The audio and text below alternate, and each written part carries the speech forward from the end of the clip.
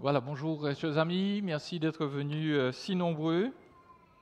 Comme je disais ce matin, on a un temps magnifique dehors, ça donne envie, mais vous êtes venus quand même, donc on est très contents. Bienvenue à notre célébration du Seigneur, oui, et puis aussi on remercie, on célèbre Dieu pour la famille. On veut remercier toute l'équipe de louanges et puis les Ricards qui nous ont présenter ce beau sketch. Nous sommes en train de réfléchir aujourd'hui sur les éléments qui nous aident vraiment à faire pousser nos arbres. Et on a bien vu qu'on doit le faire tous ensemble. Ça, c'est vrai. Et moi, puisque eux, ils nous l'ont déjà dit, moi, je voudrais accentuer sur l'idée vous faire réfléchir un peu sur l'idée de porter du fruit. Il y a très longtemps de ça, je suis parti en visite dans le beau pays de ma femme, en Corée du Sud. Et on avait visité une espèce de jardin particulier ou un parc.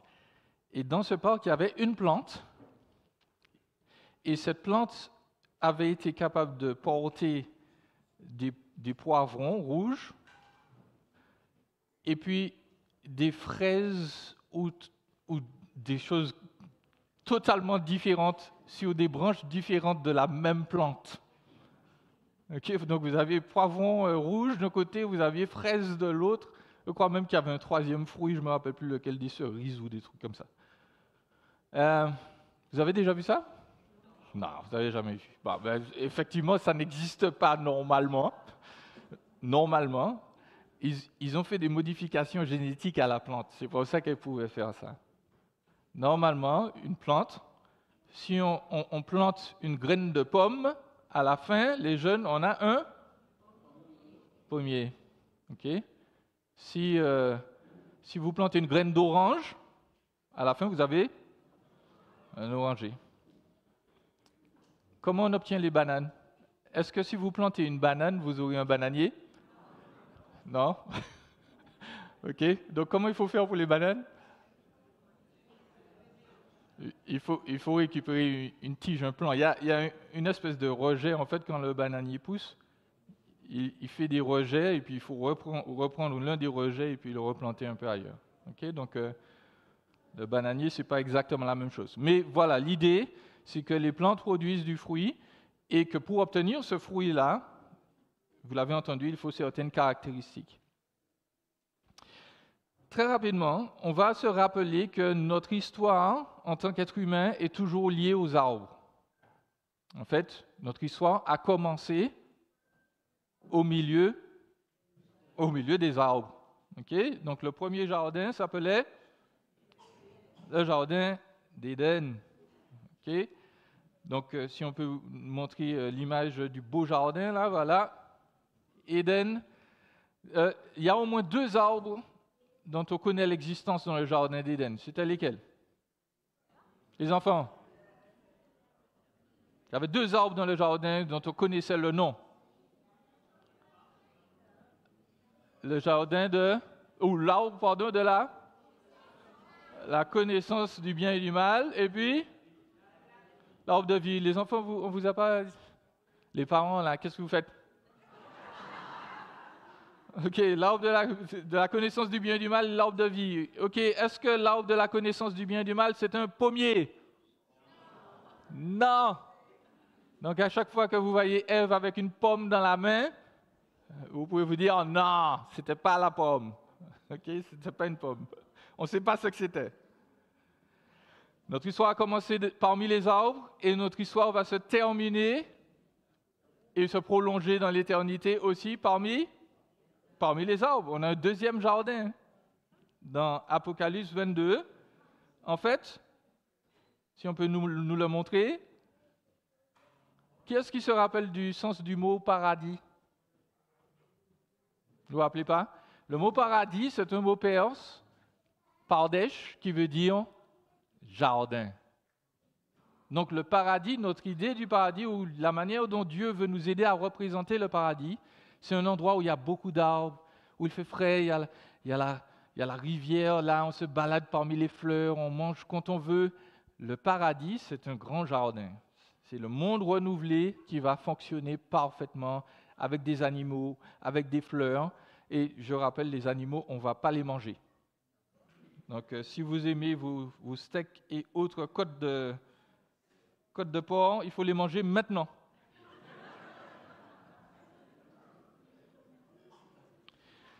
Alors, l'histoire de l'humanité commence dans un jardin, l'histoire de l'humanité finit dans un jardin, et puis le milieu de l'histoire de l'humanité, le point le plus important, ce n'est pas dans un jardin, mais il est toujours lié à un arbre.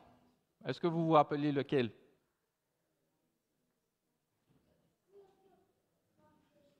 Jésus, il a été crucifié sur le bois, sur un morceau de bois, peut-être même sur un arbre. Okay, pas sûr, mais de toute façon, le bois provient des arbres. On a un troisième arbre qui est important, c'est celui sur lequel Jésus est monté. Et Jésus, il est venu pour nous pour porter notre malédiction. Il est monté sur un arbre parce que Dieu a dit, celui qui est pendu à un arbre, il est maudit. Et donc, nous ne pouvons pas vivre littéralement sans les arbres. Nous ne pouvons pas vivre physiquement sans les arbres, mais nous ne pouvons pas non plus vivre spirituellement sans les arbres aussi, parce qu'il y a un arbre qui donne la vie, entre guillemets, et c'est celui sur lequel Jésus est monté. Et puis, dans l'éternité, nous allons aussi participer, prendre littéralement l'arbre de vie qui donne la vie éternelle. Alors, on a dit que c'est la fête de la famille. Je voudrais rappeler que Dieu nous associe aux arbres. Les hommes, il y a des hommes dans la salle? Pourquoi c'est les femmes qui répondent quand je dis? Il y a des hommes dans la salle? Oui, voilà. Donc les hommes, figurez-vous que vous êtes représentés dans l'Écriture comme des arbres beaux et forts. On le regarde dans Daniel au chapitre 3, versets 7 à 9, je crois que ce sera affiché. Daniel a une vision. Il a un grand rêve que Dieu lui donne. Et il dit, je regardais qu'il y avait au milieu de la terre un très grand arbre. Cet arbre était devenu grand et fort, sa cime touchait le ciel, on le voyait des extrémités de la terre, son feuillage était beau, ses fruits abondants, il portait de la nourriture pour tous, les bêtes sauvages s'abritaient sous son ombre, les oiseaux faisaient leur nid dans ses branches, et toutes les créatures tiraient leur nourriture de lui. Cet arbre-là, c'était qui? Non, ce n'était pas Jésus. C'était un roi qui s'appelait Nebuchadnezzar. OK? On le représente comme un arbre. Daniel lui dit, l'arbre, c'est toi. Et Daniel explique que toi, tu vois, tu étais un arbre grand et fort, ou tu es un arbre grand et fort. Tu protégeais les gens, ton feuillage était beau, tes fruits étaient abondants, tu donnais de la nourriture à tout le monde. Et puis même les gens les moins recommandables, ils vivaient grâce à toi. Mais Nebuchadnezzar avait un problème. Il s'était enorgueilli, il avait pensé qu'il était plus fort que Dieu, et Dieu a dit, on va couper l'arbre jusqu'à ce qu'il repousse. Donc, dans l'Écriture, les hommes sont représentés comme des arbres. De la même manière, les fils sont représentés comme des arbres. Est-ce qu'il y a des garçons parmi nous?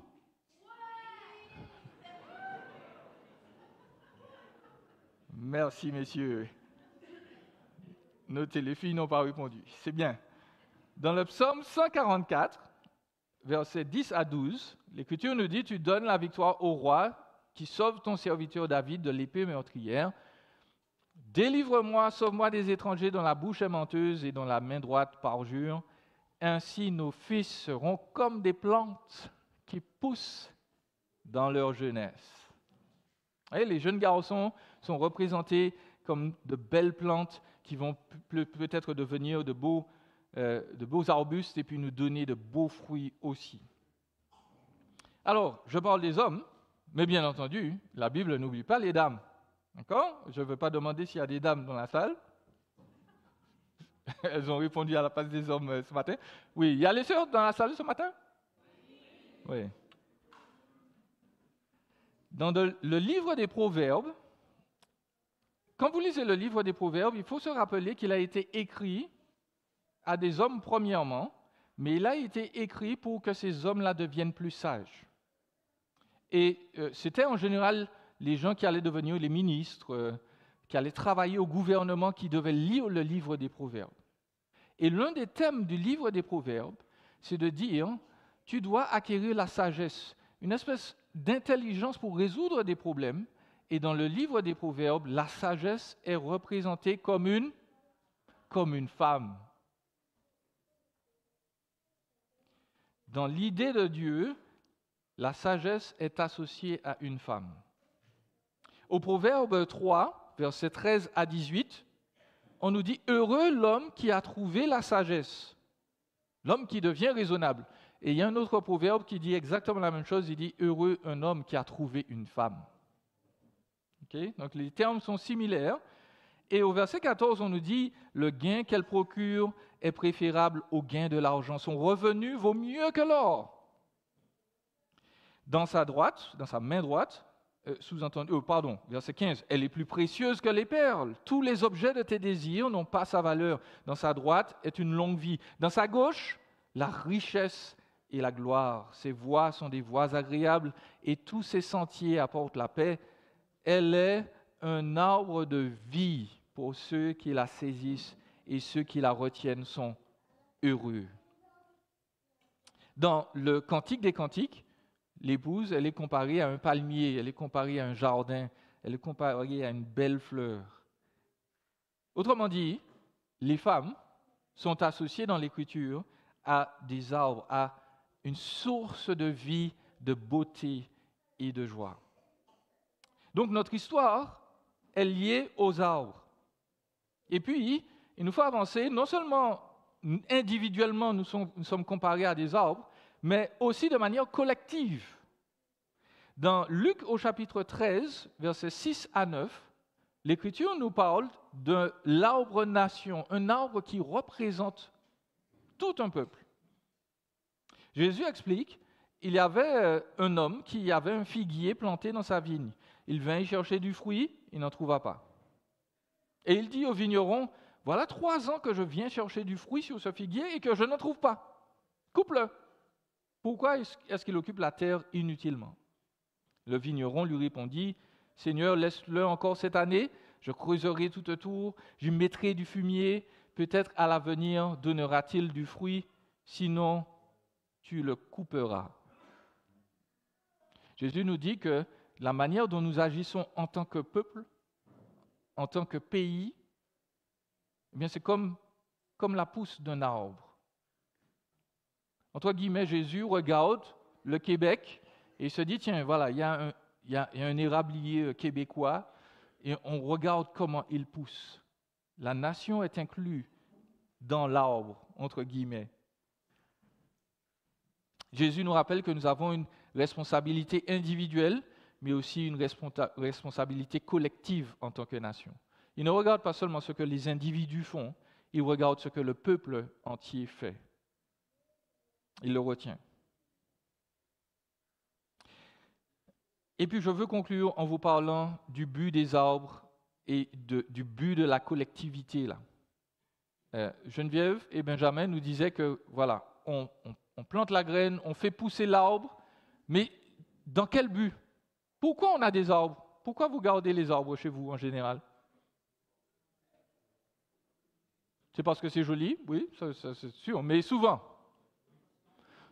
Parce que vous voulez manger. Ok, ça c'est, en tout cas, moi, c'est la seule raison pour laquelle j'aurais planté un arbre dans mon jardin.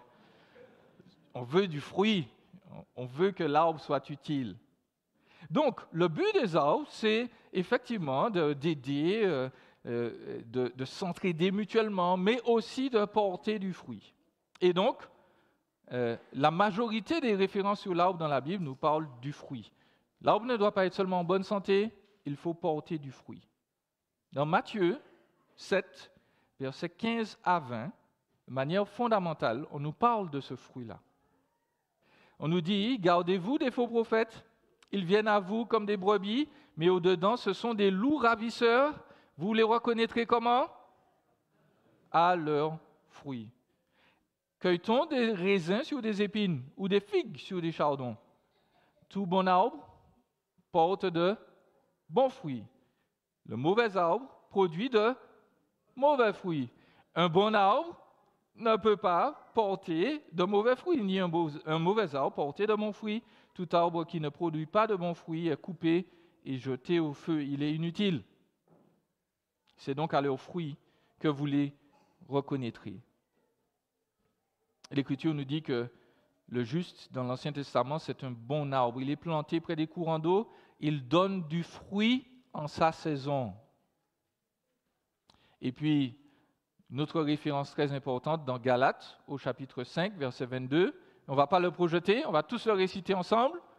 Mais le fruit de l'esprit, c'est l'amour, la joie, la paix, la patience, la bonté, la bienveillance, la fidélité, la douceur et la maîtrise de soi. L'amour, la joie, la paix. Je suis obligé de nous demander à tous, est-ce que ça, c'est présent dans nos vies? Est-ce que nous sommes des personnes aimantes, des personnes fidèles, des personnes patientes? Okay? Parce que la majorité des êtres humains ont ces qualités. La plupart des mères aiment leurs enfants. La plupart des pères aiment leurs enfants.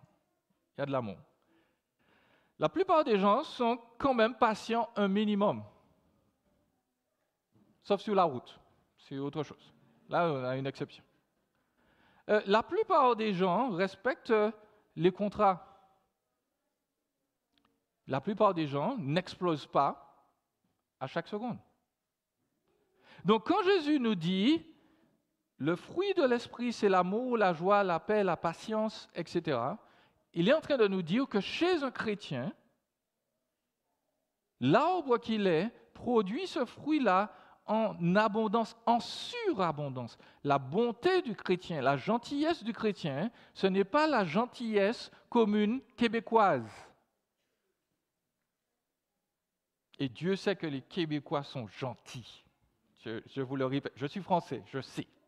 Les Québécois sont très gentils, extrêmement gentils. Mais normalement, si nous sommes un chrétien québécois, une chrétienne québécoise, nous sommes plus gentils encore que les Québécois de base. Parce que Jésus vient nous faire porter une gentillesse divine. Si les Québécois sont patients, eh bien, nous, en tant que chrétiens, nous avons une patience qui surprend tout le monde. S'il y a des gens qui se maîtrisent, qui n'explosent pas sans cesse, eh bien, la Bible nous dit que Jésus nous a donné une maîtrise de soi qui est éclatante. Les gens nous regardent et se disent « Waouh, si j'étais toi, j'aurais explosé, j'aurais pété une coche depuis longtemps. » Mais Jésus est là, on se maîtrise, parce qu'on porte du fruit, parce que le fruit de l'esprit est là en nous. Alors, la question fondamentale, c'est comment porter du fruit? Comment porter du fruit? Comment s'assurer que nous avons toutes ces qualités-là en nombre? Premièrement, la seule réponse, nous devons croire en Jésus. Nous devons croire en Jésus. La Bible nous rappelle que par nature, nous produisons un fruit nocif, un fruit toxique. Par nature, naturellement. Je redemande, les enfants, si vous plantez une graine de pomme, vous aurez un? All right. Nous sommes des graines que nos parents ont plantées, que leurs parents eux-mêmes avaient plantées, etc. Et la Bible nous dit que naturellement, ce que nous produisons comme fruit, ce n'est pas de bonnes pommes. On ne produit pas des pommes croquantes, délicieuses, sucrées. On produit des pommes fripées, laides, pleines de verre. Les œuvres de la nature humaine sont évidentes. Galates 5,19. Ce sont l'adultère, l'immoralité sexuelle, l'impureté, la débauche, l'idolâtrie, la magie, les haines, les querelles, les jalousies, les colères, les rivalités, les divisions, les sectes, l'envie, les meurtres, l'ivrognerie, les excès de table et les choses semblables. Et vous voyez comment le Seigneur Jésus pense à moi, il a mis les excès de table dans la liste. Parce qu'il savait que Jean-Élie allait venir au monde. Et il a dit, lui, ça va être l'un des fruits toxiques là qui va... Personne ne nous apprend à faire ça. Ça vient naturellement. Aucun parent ici n'apprend à ses enfants à se battre, à être fâché, à ne pas partager. Ce n'est pas ce qu'on apprend. Ça vient de manière naturelle. Et ce n'est pas seulement au Québec. C'est en Martinique, c'est en Afrique, c'est en Asie, c'est partout dans le monde. Les êtres humains sont une mauvaise plante. Et je ne suis pas en train de dire que tous les êtres humains sont des Adolf Hitler en puissance ou bien des M. Poutine en puissance. Ce n'est pas ce que je dis. Je dis juste que nous ne pouvons pas nous empêcher de faire ce qui n'est pas bon. Aucun d'entre nous ne peut décréter, écoute, Jean-Élie, à partir de demain, je ne vais faire que ce qui est bien pour tout le reste de ma vie. J'ai déjà essayé, ça ne marche pas. Tous les êtres humains sont condamnés à un moment à faire des choses qui ne sont pas bien, et cela ne commence pas parce que la société les a corrompus et parce qu'ils ont mal appris des choses. Ça commence dès l'enfance. Ça, c'est notre état naturel. On ne peut pas s'empêcher de faire ce qui est mauvais. Mais Jésus est venu changer notre nature. Jésus est venu changer notre ADN. Il est venu nous faire produire un bon fruit. Il est venu payer les conséquences de nos erreurs et il ressuscite pour démontrer sa victoire sur le péché et sur la mort. Et il donne son esprit à tous ceux qui croient et son esprit nous donne la puissance de changer nos désirs, de changer de vie, de changer nos fruits. Certains d'entre vous, vous l'avez expérimenté. Du jour où vous avez rencontré Jésus, certains d'entre vous se sont réveillés et puis ils ont constaté qu'ils n'avaient plus besoin d'aller au bar le samedi, le vendredi ou de boire un coup pour s'apaiser le soir en rentrant du travail. Jésus a nettoyé tout ça. Après une semaine, vous vous êtes dit « Oh, ben, j'ai pas bu ». Alors que vous ne pouviez pas vous en passer avant. Certains d'entre vous étaient addicts de substances. Ben, ils se sont réveillés un jour parce qu'ils ont cru en Jésus et bien brusquement ils se sont réveillés. Plus envie de substance. Et puis pour tous les autres, Jésus, par son esprit, leur dit, tu sais, il va falloir changer ça au fur et à mesure. Je me rappelle, il y avait un pasteur qui me racontait que quand il était jeune, il sacrait toutes les 2 secondes. C'est un anglophone, donc il pouvait faire ça. À chaque mot, il y avait une insulte. Et puis, quand on lui a parlé de l'Évangile, on lui a parlé de Jésus, eh bien, il s'est réveillé le lendemain, et à chaque mot, il y avait une bombe F quelque part. Il n'y avait pas grand-chose qui avait changé. Et puis, au fur et à mesure du temps qui est passé, il s'est dit, mais les gens qui vont à l'église, qui connaissent Jésus, ils ne parlent pas comme ça. Et là, il a commencé à faire un travail sur lui-même. Et puis quand je l'ai rencontré, il ne sacrait pas toutes les 2 secondes. Parce que Jésus l'a guéri sur le temps. Mais Jésus l'a changé. Jésus lui a donné d'autres envies. Il lui a donné la capacité de dire non, à ce moment-là, tu ne vas pas sacrer. Tu vas te retenir. Au lieu de maudire la personne en face, tu vas la bénir. Jésus nous change. Il nous donne le pouvoir de porter un bon fruit. Donc, comment on porte du fruit? Eh bien, il nous faut être sauvés par Jésus. Ensuite, il nous faut lire la parole de Jésus. Dans le psaume 119, verset 9, l'Écriture nous dit « Comment le jeune homme rendra-t-il pur son sentier ?» En se conformant à ta parole. Plus on lit la Bible, plus on la comprend, plus notre patience, notre fidélité, notre maîtrise de soi, notre amour, notre joie va augmenter. Le deuxième moyen de porter plus de fruits, chers amis, c'est un moyen qui n'est pas dépendant de vous. C'est comme l'arbre là, il y a des facteurs qui vont influencer sur l'arbre. Eh bien, le deuxième moyen de porter du fruit, chers amis, ce sont les épreuves. Vous voulez devenir plus patient? Vous allez prier, Seigneur, rends-moi patient. Eh bien, c'est là que le Seigneur va... Le matin, vous allez vous réveiller, vous êtes en retard pour votre rendez-vous, mais vous avez 3 pneus à plat. Et vous êtes toujours à l'heure. Eh bien là, le Seigneur va te répondre, ok, voilà l'école de la patience. Qu'est-ce que tu fais là?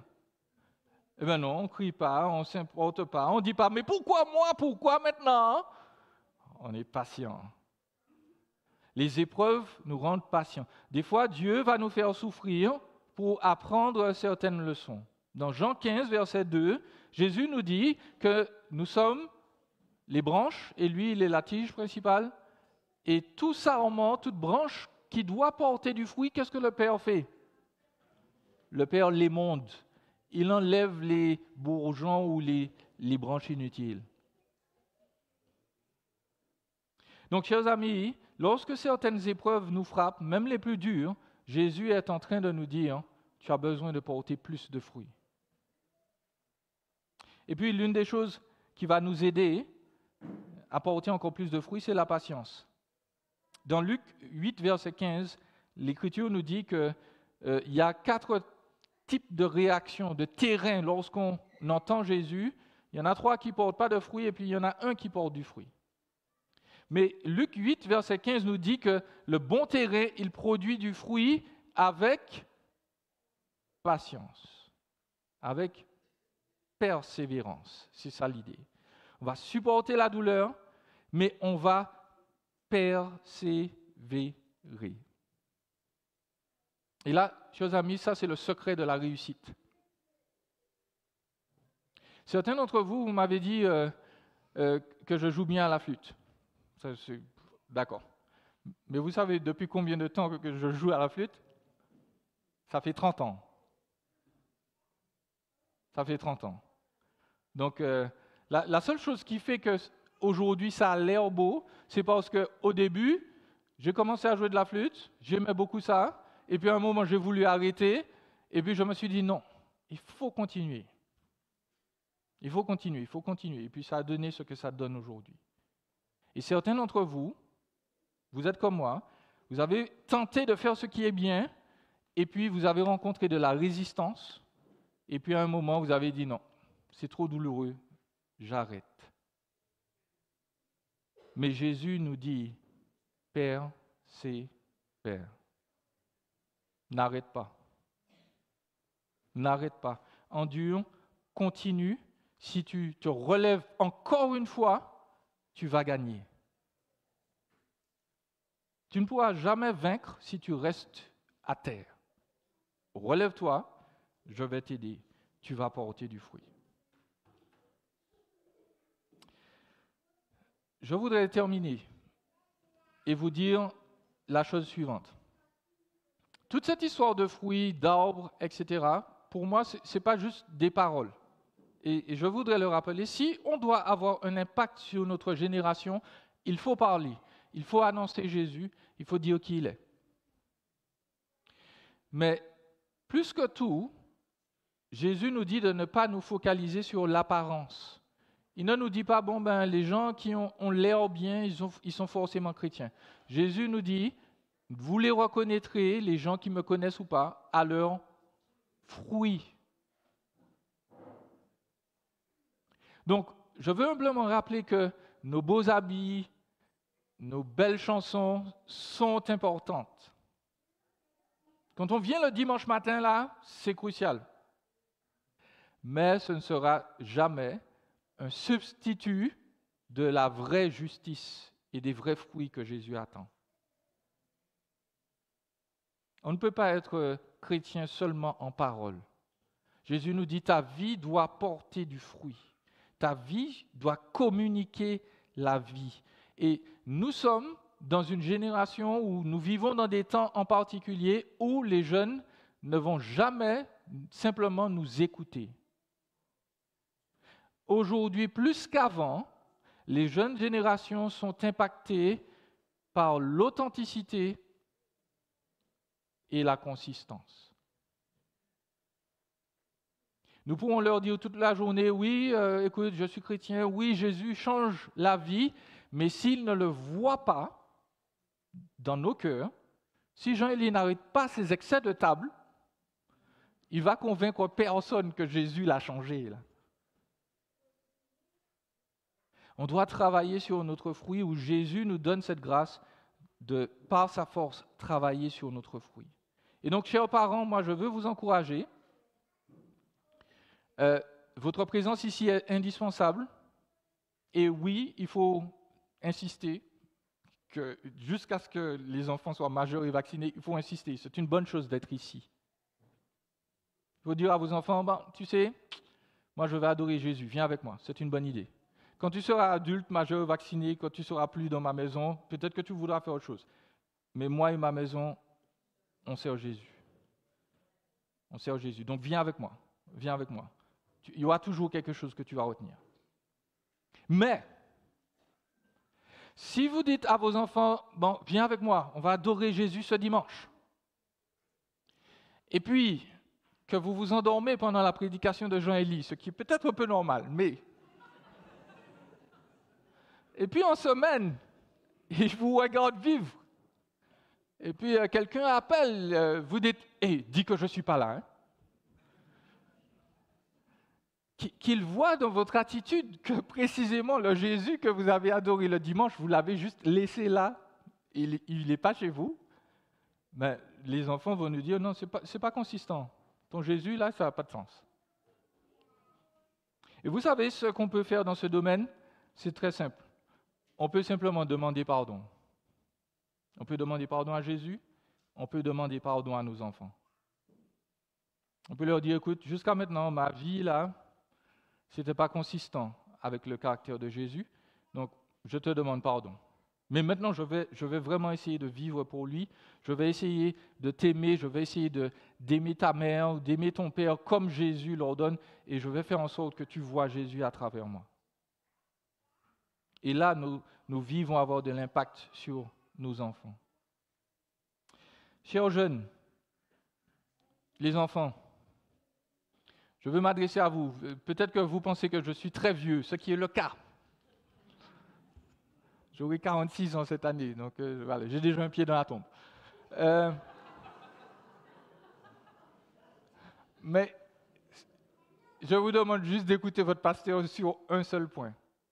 Pendant les 30 dernières années de ma vie, 30 ans, j'ai observé, j'ai écouté, j'ai rencontré des tonnes de personnes, de tonnes de pays. Et laissez-moi vous dire une chose, il n'y a personne, il n'y a rien de plus important que Jésus. Ça fait 30 ans que j'observe l'humanité, je vous dis la chose suivante, aucune somme d'argent, aucun vêtement, aucun jouet, aucune personne, aucun ami ne vous aimera et ne vous aidera autant que Jésus. Donc moi, je veux vous dire de grâce, oui, devenez des hommes et des femmes importants dans la société québécoise ou ailleurs. Devenez riches, devenez influents, tout ce que vous voulez.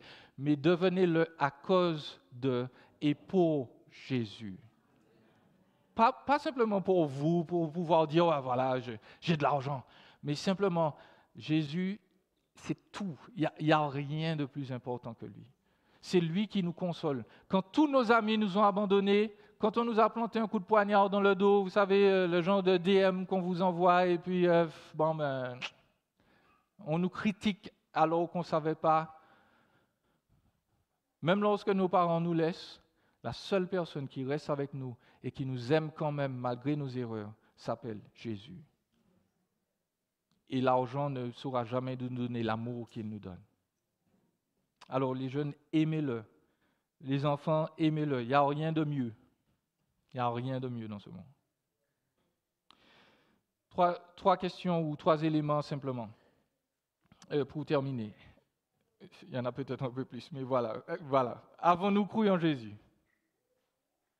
Si vous êtes dans cette salle ce matin et que vous avez vécu toute votre vie, vous ne saviez même pas qui était Jésus, eh bien moi je vous invite simplement, venez nous voir, venez prendre un rendez-vous avec nous et puis nous on va vous le présenter. Ok? Et de grâce, ce ne sera pas une expérience mystique bizarre, je ne vais pas vous demander de faire des choses étranges. On va juste ouvrir la Bible ensemble et puis découvrir qui est Jésus.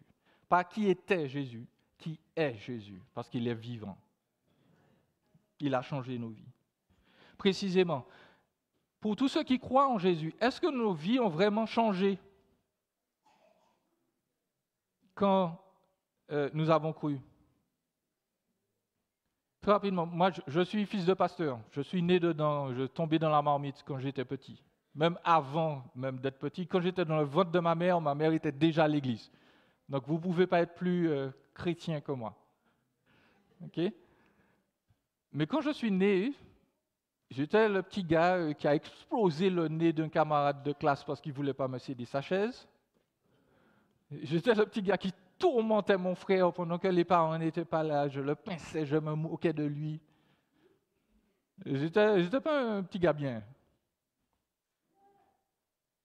Et pourtant, hein, j'avais une apparence gentille.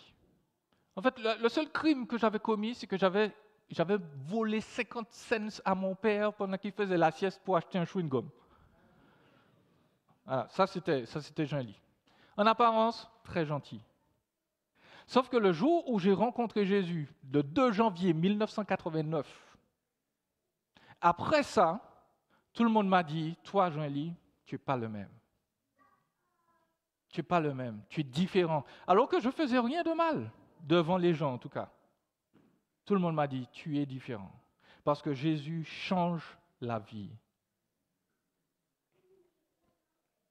Et puis, au final, non seulement est-ce que nos vies ont changé, mais est-ce que nous sommes des arbres de vie pour nos familles et pour la société québécoise.